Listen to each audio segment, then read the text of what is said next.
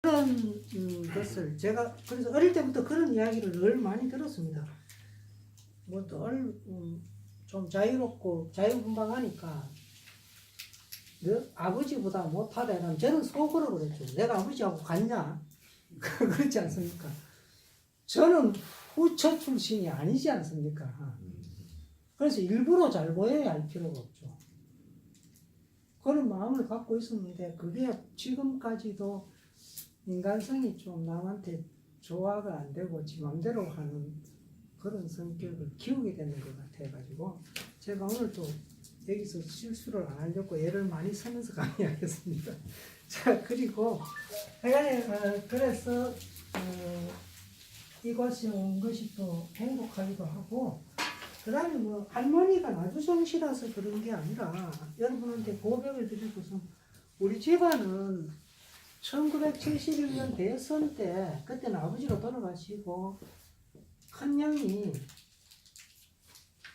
그 경상북도에 있는 그 대구 주변에 과수원을 그때 뭐 약간 거짓말 보태면 사과나무 한 그루에 사람 대학 보낸다 그럴 때 우리 집에 200그루가 있었는데 절반 100그루를 팔아가지고 김대중 대통령 선거운동하는데 도와줬죠.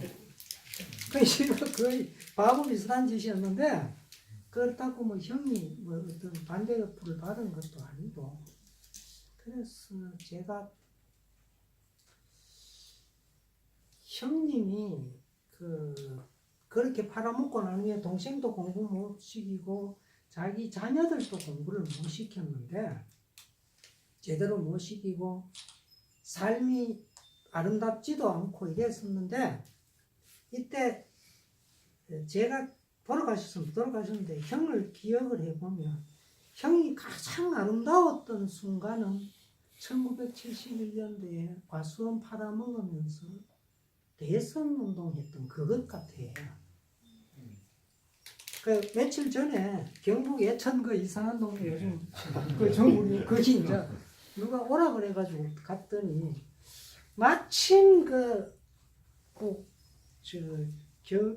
영주 문경 예천 민주당 위원장이 저를 또 안 찾는데 앉아있던 사람이 뭐 인사를 하면서 나는 요 지역에 치과를 한다고 그 서울 의대를 나왔더라고요. 치대를 나왔더라고요.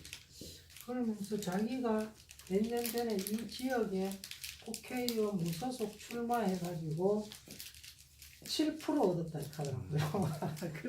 그래서 형 이야기를 하면서 아마 실례지만 당신이 저보다 나이는 좀 어렸어요. 가장 아름다웠던 순간이 바로 그 순간이 아니었겠느냐. 그러니까 그 부인도 앉아 고개를 끄덕끄덕하고 있대요. 그거는 뭐 실패 뭐 이런 것이 아니고 오늘도 여기 제가 싫어하는 사마천이 하는 말인데 사마천이 하는 말이 있습니다. 공자는 이 세상으로부터 용납받지 못했기 때문에 아름다운 분이라는 그런 이야기를 하고 있습니다. 그래서 당신은 세상으로부터 성공한 거 하나도 없고 돈만 썼는 그 7% 얻었던 거, 될 거라고 마음 먹고 출마한 것도 아닌 이것 때문에 아름답다. 그 형 이야기를 한 적이 있는데 우리가 세상을 살아가는 방식이 뭐냐 하는 그런 점에서 오늘 여기서는 제가 마음에 좀 담아둔 이야기를 많이 드리고 싶은데 마침 또 이분께서 더불어민주당 국회의원 송영길이라는 분의 형님이라 그러시는데 이분은 제가 보니까 막 카리스마 있게 매력적으로 남한테 팍 끌거나 그러지는 않는데 정치 역정을 이렇게 가만히 보면 우연히 툭툭 내뱉는 말조차도 정도에서 벗어나지 않더라고요. 그게 참 눈여겨 보여가지고 그래서 저분은 남들이 좋아하는 대선 후보하고 제가 좋아하는 대선 후보가 다른데 저는 아주 이상하게 지금 평민당에 있는 박지원을 저 사람 대통령 하면 아주 잘할 뿐이다 이렇게 생각하니까 남한테 그러면 사람들 다 웃어버립니다. 뭐 심지어 뭐 이상한 모욕적인 말까지 하죠. 눈 하나가 다쳤다고.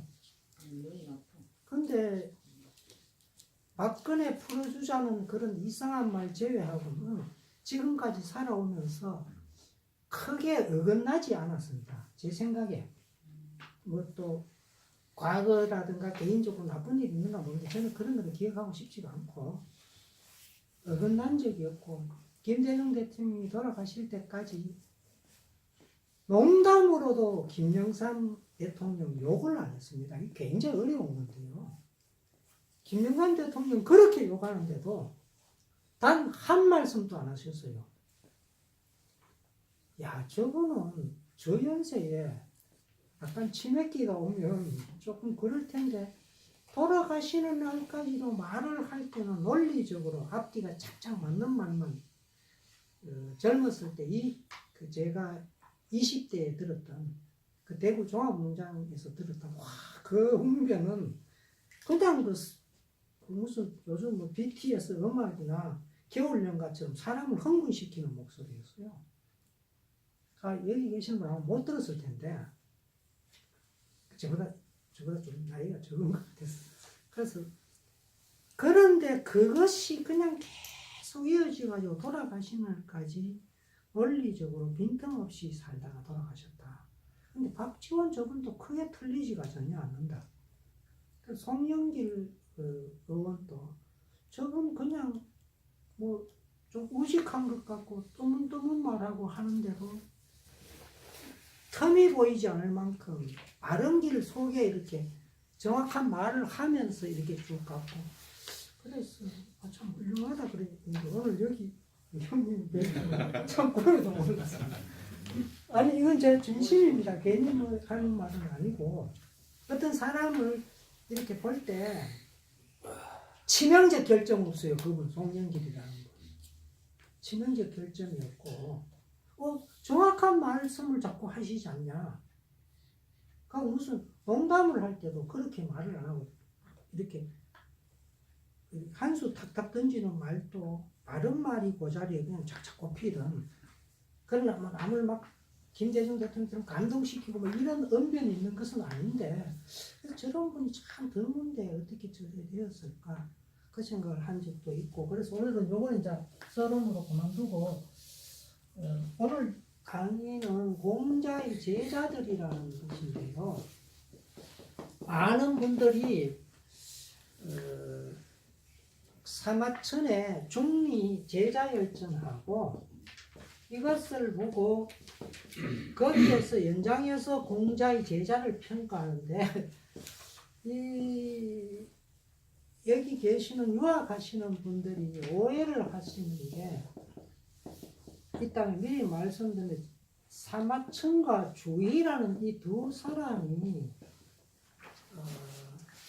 차이나 유학사를 가장 많이 왜곡시킨 참 형편없는 사람인데 오늘 그걸 제가 하나하나 말씀을 드리겠습니다. 그래서 제일 먼저 이 사마천은 공자 세가라고 이렇게 썼다고 해서 공자는 왕도 아닌데 왕에 해당되는 세가에 넣어줬으니까 공자를 높인 게 아니냐 이렇게 볼 수 있는데 원래 이제 그 역사서를 사마천이 쓴 역사서에는 봉기가 있어가지고 이거 천자 그 다음에 세가는 제후에 못 드는 사람은 열전 이렇게 나누어가지고 인물평을 쭉 넣어놨는데 공자 때는 천자를 뭐라고 불렀느냐 하면 왕이라고 불렀습니다. 그리고 세가 이제 지금 우리가 왕이라고 하는 사람 킹은 뭐라고 불렀냐면 공후백자남이라고 불렀습니다.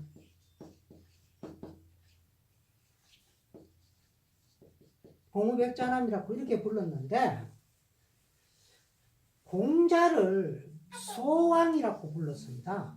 소왕이라고 불렀는데 이 말을 가만히 한번 생각해 보십시오. 소왕. 여기 왕자가 붙어가 있죠.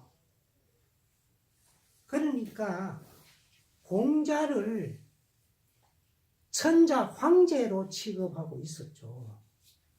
그러니까 이게 사마천보다 30년 앞에 있었던 회남자의 책에 그렇게 나오고, 그보다 분명히 앞에 있었는데 정확한 연대는 모르지만 장자 외편에도 그렇게 나옵니다. 그러니까 이것은 원래 사마천이 쓴 책은요, 제가 65만 자 다 읽어봤는데요, 사기가 65만 자 됩니다. 엄청나게 긴 책인데요, 아마 그 당시까지 제일 긴 책입니다. 언어에서부터 한 25권 그 사마천이 나올 때까지 책을 전부까지 다 글자 모아도 200만 자밖에 안 되는데, 이거 하나면 65만 자. 그럼 이거 양이 엄청나지 않습니까? 이 속에 소왕이라는 말이 없습니다. 근데 이 사람은 앞에 있는 책을 다 200만 자 책을 여기저기 베껴서 책을 계속 만들고 이랬는데, 요것만큼은 안 베끼는 거죠. 왜? 공자를 소왕이라고 말해주기가 싫은 거죠, 이분이. 그러니까 공자 세가는 왜 썼느냐, 이 봉기에 넣기 싫어가지고 다른 사람이 혹시 넣을까 싶어서 공자 세가라고 썼고, 그리고 내용을 보면 처음부터까지 공자 욕하기 위해서 썼다 이거죠. 그런데 또 못된 놈 하나가 있는데, 주희라는 아이가 여러분들이 어느 집주 보면 제일 처음에 공자세가 왈로 시작됩니다. 여기에 이 사람이 왜 공자세가 왈로 시작을 했느냐, 그것은 물어볼 필요도 없이 공자를 욕하는데 가장 강력한 무기가 사마천의 말을 인용하는 거죠. 저기 들어오면 들어오셔야 됩니다. 맨 전주에 사는 분입니다. 전주? 네. 진 선생님 들어오세요. 그래서 자, 이 소왕이라는 명칭에 대해서 정확하게 이제 이야기를 하고 가야 되는데, 이게 장자에 어떻게 나오느냐 하면, 요와 순을 이야기하자 말자 그 이야기를 하기 시작합니다. 요 순을. 그리고 실제로 천자의 자리에 있지는 못하지만 그 덕이라든가 이런 것이 충분히 황제의 천자의 그 언덕처럼 크고 넓기 때문에 소왕이라고 한다고 그랬고, 그 다음에 회남자 유아는 바로 공자를 지칭해서 말을 합니다. 그러니까 공자를 소왕이라고 하는 말은 너무나 당연한 것이었는데, 그렇게 이 왕자가 천자를 뜻하니까 사마천이가 이게 싫어가지고 공자 세가에 이걸 집어넣었습니다. 그러니까 책을 딱 읽는 순간에 이 사람, 그리고 사고전서라는 그 방대한 책 속에요, 그 책을 이렇게 요즘 데이터 검색이 할 수가 있으니까 어떤 공부를 할 수 있느냐면요, 예를 들어서 49제 같은 거 이런 거, 우리가 49제가 뭐 불교에 나온다, 뭐 중국 풍습이다 이러는데요, 뭐 수백억 글자 속에 49제가 너댓 편까지 나옵니다. 이거는 차이나에서 한 번도 쓰지 않는다는 뜻입니다. 그러니까 이 49제는 명백하게 우리 민족만 쓰는 거죠. 불교에서 나온 것도 아니고. 그러니까 그런데 이 소왕이라는 게 1000번 이상 나오는데, 주위의 책이요 한 100만 자쯤 됩니다. 또 엄청나게 많은 책, 거기에 소왕이 단 한 번도 안 나옵니다. 이 사람 역시 공자는 높여주기 싫은 거죠. 그래서 그 주위의 일생은 공자 욕하다가 죽었어요. 사실은 우리가 그걸 모르고 있는 겁니다. 어떤 식으로 욕을 하느냐 하면, 이 사람 아주 교묘한 사람인데, 어느 집주, 어느 정의 같은 거 딱 보면요, 정자라고 이천 선생이니 뭐 명도 선생이니 이런 사람 있지 않습니까? 이분을 정자라고 하는데, 정자왈이라가 무슨 말 했다 이라고 요 밑에 중리왈 이렇게 적습니다. 우리가 이게 상식으로 안 맞지 않습니까? 공자왈이 위에 들어가고 정자왈 밑에 들어가도 이 사람 대접해 주는 거죠. 근데 이 사람은 정자왈 쓰고 그 밑에 중리왈이라고 쓰는 사람입니다. 이 엄청난 표준이죠 사실은. 글자의 순서 중요하지 않다고 생각하실지 모르겠지만 이걸 생각해 보십니다. 차이나에서나 우리나라에서나요. 임금이라든가 높은 분이 딱 나오면 줄 바꿔가지고 높으로 올리지 않고 글자까지 한 줄 올립니다. 그런데 어떻게 이런 짓을 합니까? 그러고 저 유명한 우리 저 공자 예인 남자 있지 않습니까? 남자가 딱 나오니까 이 사람 어떤 짓을 하느냐 하면 사실 남자는 우리가 참 상상하기 어려울 만큼 성스러운 여성인데 이분이 딱 나온 그 구절 딱 밑에 뭐 모든 사람이 그런 식으로 글을 안 씁니다. 남자 딱 적고 음란한 여인이다 여기 딱 적어요. 이건 그냥 사가지 없는 거죠. 자기는 남자한테 엄청난 질투심이 생길 수밖에 없죠. 왜냐 공자의 제자가 사실은 뭐 사마천은 3,000명이다 이러면서 거짓말 하는데 거기다가 뭐 6위에 통한자 77명이다 라는데 이 중에 77명 중에 47명은 어디 근거가 전혀 안 나옵니다. 그러니까 사마천의 그 기록 앞에도 안 나오고 뒤에도 안 나오면 이건 없는 이야기입니다. 그런데 대개 우리가 위나라에서 공자와 함께 천하철하 따라간 사람은 20여 명으로 보는데 그 20여 명에 따르는 뭐 심부름꾼 이런 거 한 5명, 한 100명을 잡았을 때 100명의 밥을 10년 동안 대준다. 이게 그렇게 공자 학단이 성립할 수 있도록 돈을 계속 대준 사람이죠. 그 다음에 아주 이상한 짓을 하는데요. 어떤 짓을 하느냐. 논어에 보면요. 다 한 구절만 그 시간, 공간이 다 적혀 있습니다.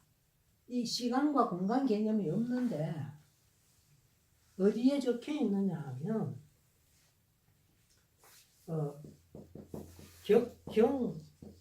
위 오래놓고 망태기를 지고 간 사람이 공시지문을 지나갔다. 이렇게 딱 밝혀놓습니다.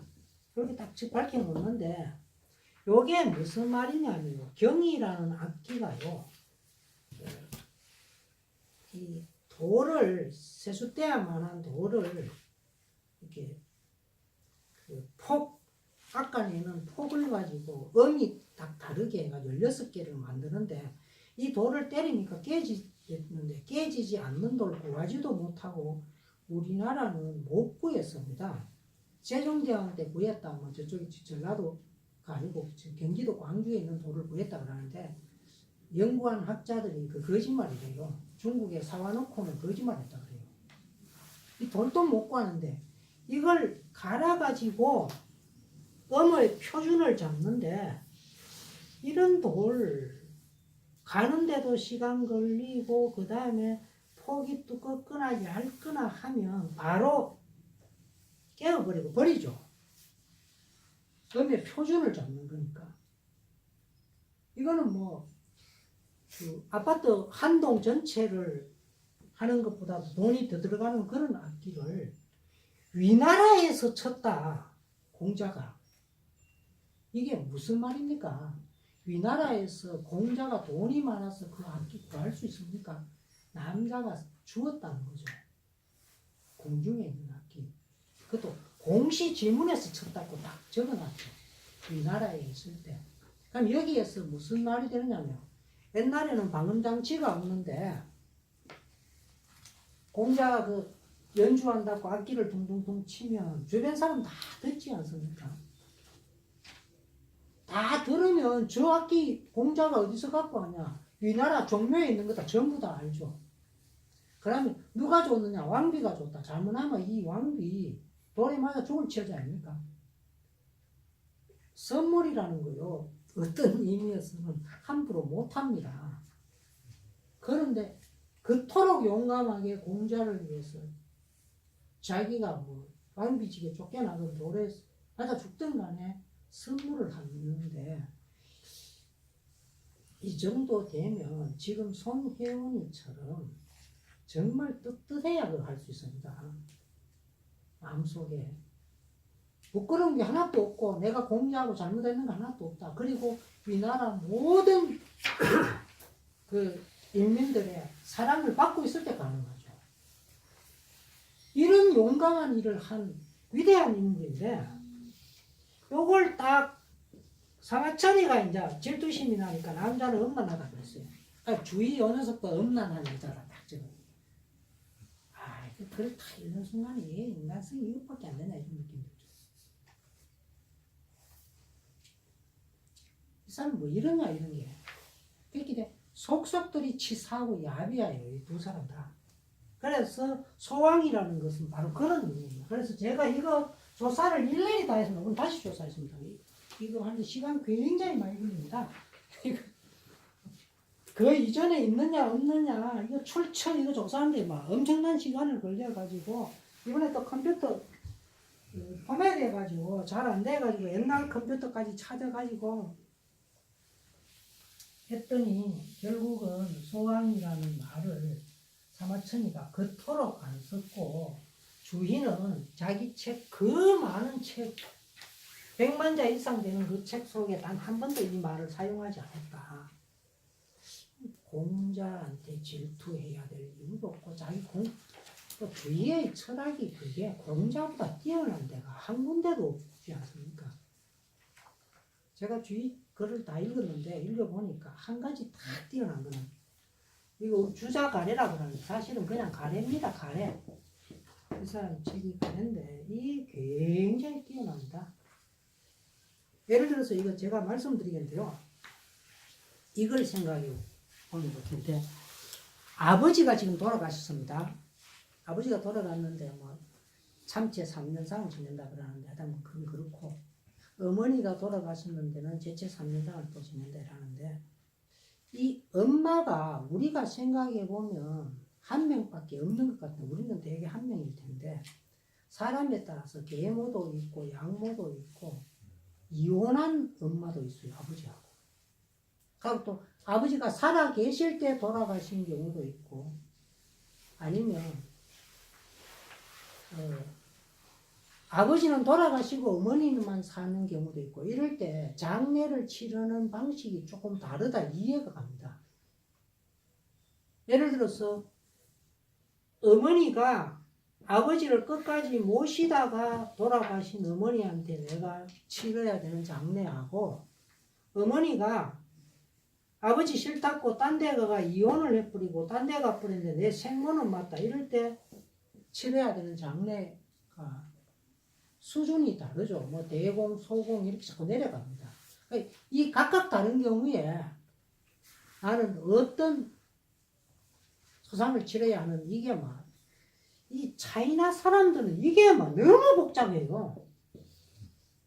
이거를 그래도 수학식처럼 아주 정교하게 짜여져 있는데 제가 주의라는 사람은 이 사람은 수학을 잘한 사람이다. 이걸 어떻게 옛날 책에서 다 찾아가 이만큼 정리를 해놨냐. 그래가지고 오복도라고 그림을 그려놨는데 문제는 이 오복도 봐도 모른다는 데 있습니다. 그래가지고 조선에서 전래농전이라고 그래가지고 200년 동안 다투었지 않습니까? 이 한 가지 가지고 뭐 숙종조 연간에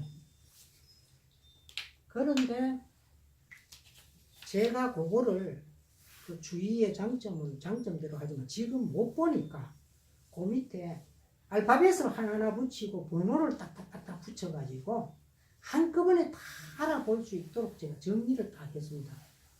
그래가지고 지금 아마 얘기집설 대전 갖고 계시는 저 이영준 선배님 예, 여기. 예.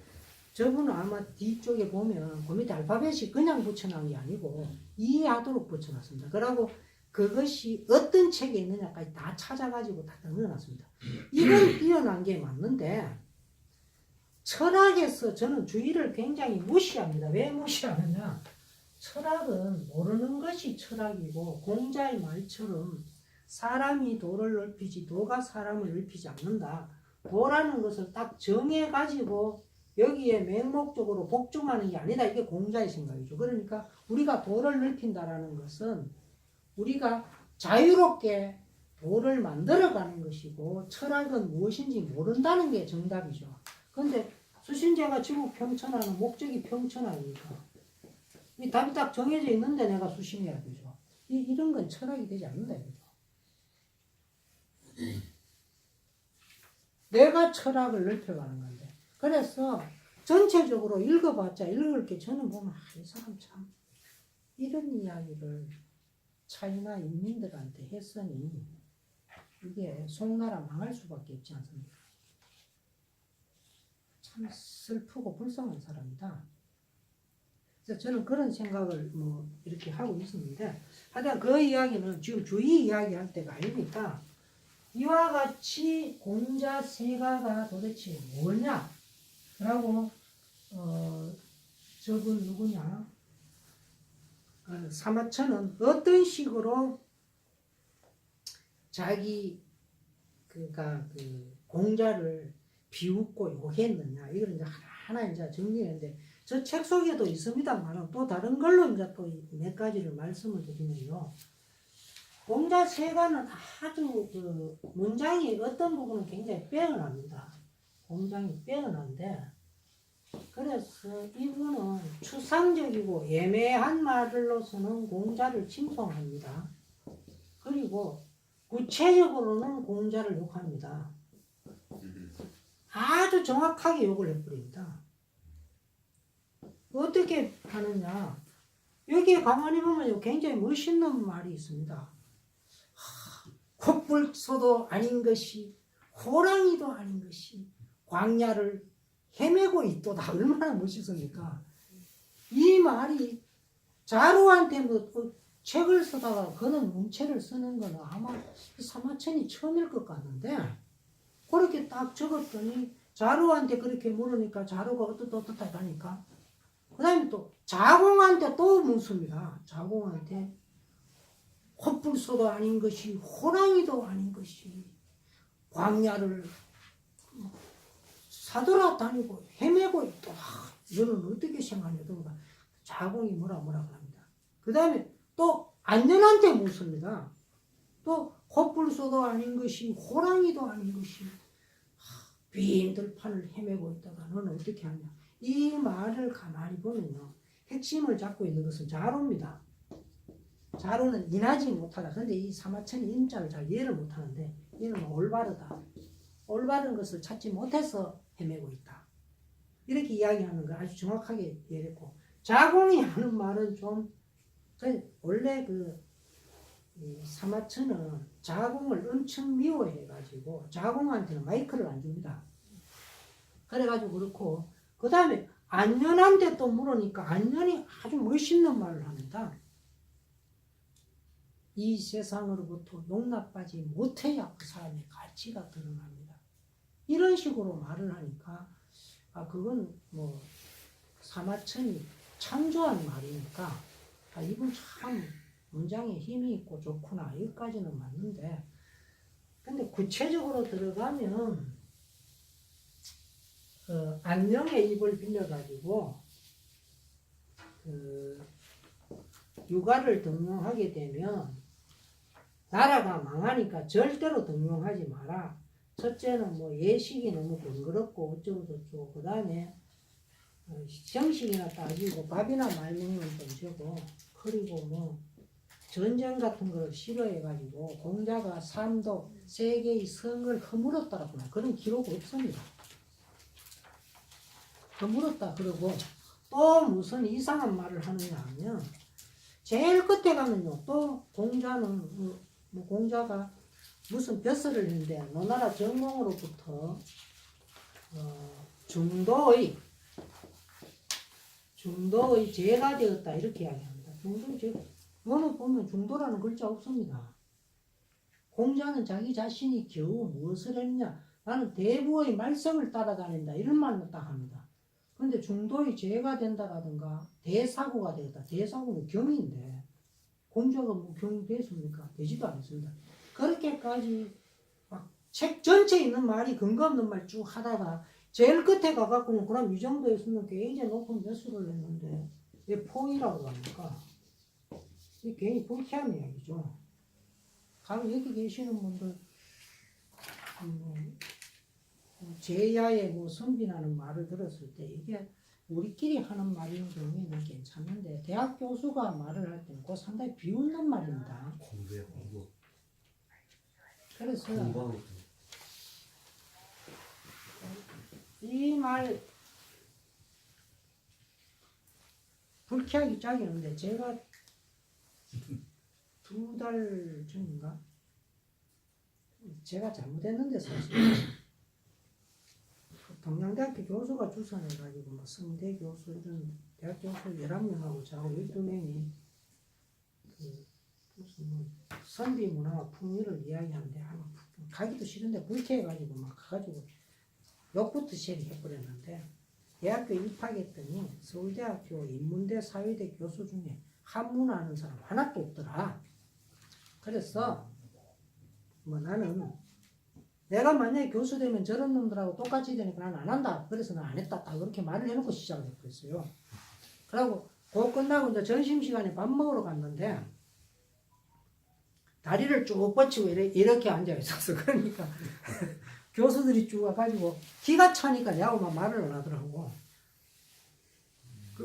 뭐 이렇게 무릎 꿇고 앉지도 않고 저는 이 무릎 꿇지도 못하고 양반 다리도 장모합니다. 그래가지고 그런 것도 있고 새끼들 보기 싫어가지고 다리 쭉 뻗치고 이래가지고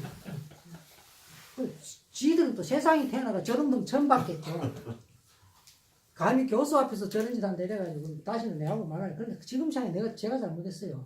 괜히 그런 짓 해가지고 사과를 해야 되겠는데 아이 나 참 사과할 방법도 좀 생각을 안 하고 좀 이상한 짓을 했거든요. 어떻게 사과하지 지금 고민하고 있습니다. 그런데 이 사람들 노래를 부르면 꼭 자식들 클래식 좋아하죠. 아니 꼴기 짝이 없어요. 이 클래식이 아닙니다. 이게 왜 클래식입니까? 클래식은 제일 뛰어난 거 모전이라는 것도 아닙니까? 그럼 베토벤이나 모차르트가 정말 제일 뛰어난 음악입니까? 아니지 않습니까? 요말 클래식이라는 거 요거는 한 18세기 전후에 가지고 독일이나 오스트리아 같은 데 유행했던 궁중음악이죠. 장르 명칭을 이야기해야 됩니다. 18세기 유럽 음악이라고 그러든지 이래야지 이걸 클래식이라고 하면 안 되죠. 그럼 우리 판소리를 클래식이라고 하면 쟤들 들어줍니까? 판소리랑 그러고 우리 클래식이 뭐냐? 아, 판소리 한 곡 불러주고 뭐 춘향아 하고 이게 클래식이 되게 하면 쟤들이 그건 당신들 나라의 무슨 전통 음악 아니냐 이렇게 나죠. 니들은 왜 막 이런 거 클래식이라고 하는 기분 나쁘게 우리는 이게 클래식이야 이렇게 말하면 그만이죠. 뭐. 그러니까 이게 명칭이 잘못됐다는 거죠. 그리고 맨날 요것만 들어놓고 이 음악이 제일 좋대요. 우리 음악 하나도 안 좋고. 이 정신 나간 아이들 아닙니까 이거? 그럼 저는 그러면 뭐 어릴 때부터 뭐 뽕짝만 들어가지고 이런 말 하는데 그건 아니고 저도 어릴 때는 굉장히 좀 문화적으로는 귀족이라 가지고 이런 음악 1952년에 태어난 사람이 어릴 때부터 들어버렸어요.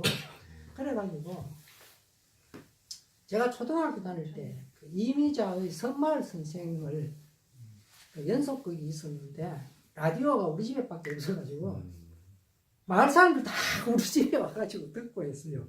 근데 저는 그 이미자의 선마을 선생이 아무리 들어도 좋게 들리지 않아가지고 그걸 좋게 들어보려고 고군분투한 20년 이상 했어요.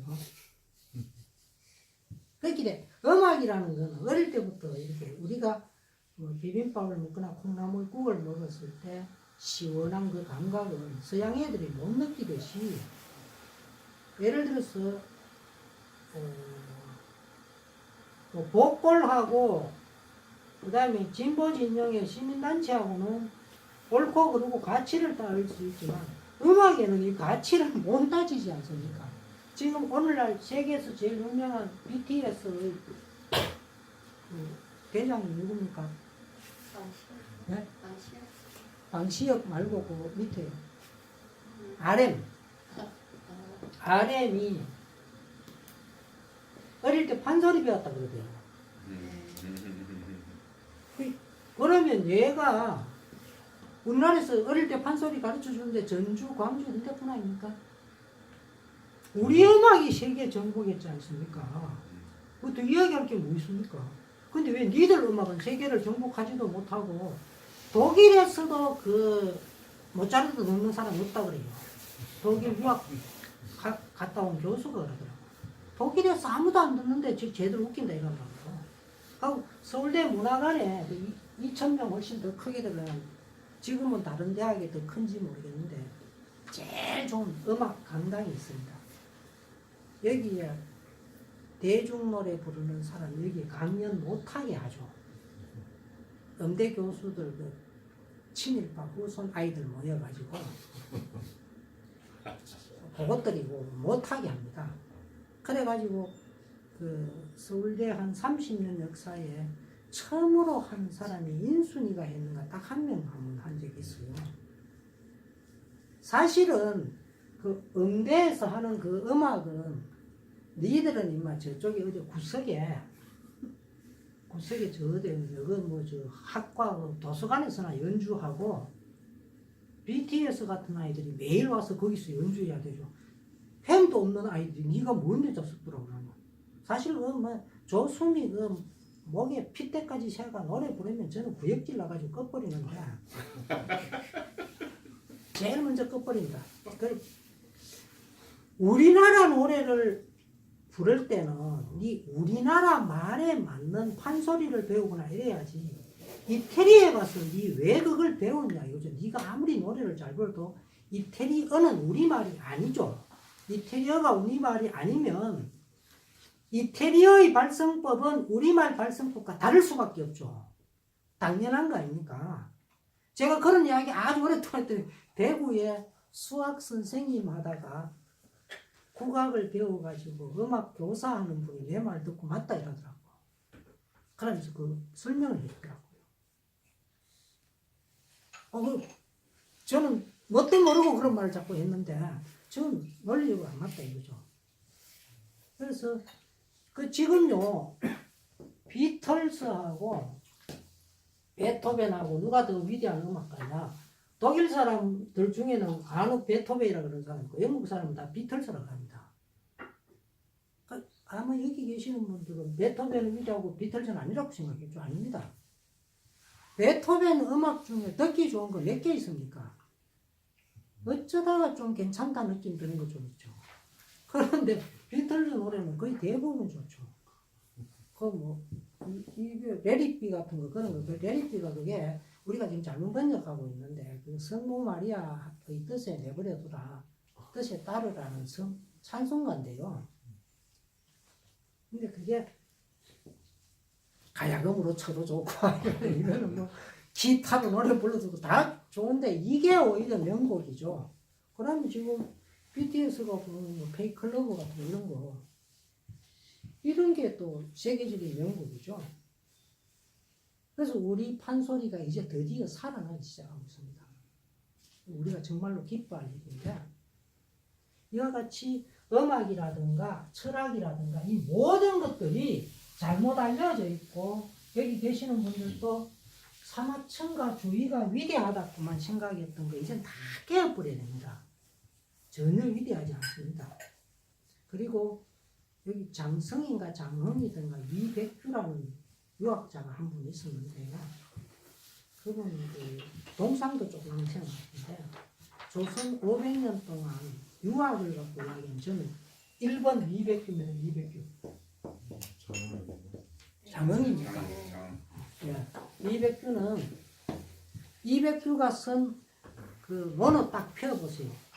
첫 장부터 이상하게 그 도덕경을 인용하면서 이거 말도 안 되는 소리 한다 이렇게 딱 적어놨어요. 너무나 당연하죠. 도덕경 읽어보면 어떻습니까? 백성을 무지하게 만들고 가르치지 마라 이라죠. 왜? 독재 정권 하기 위해서. 그 처음부터 알고 있다는 거죠. 하기 시섭지에 딱 그 이야기부터 합니다. 그러니까 그 글 속에는 무엇이 안 들어있느냐 하면 우리가 알고 있는 뭐 주위의 어느 집주 이런 이야기요. 한마디도 들어있지 않습니다.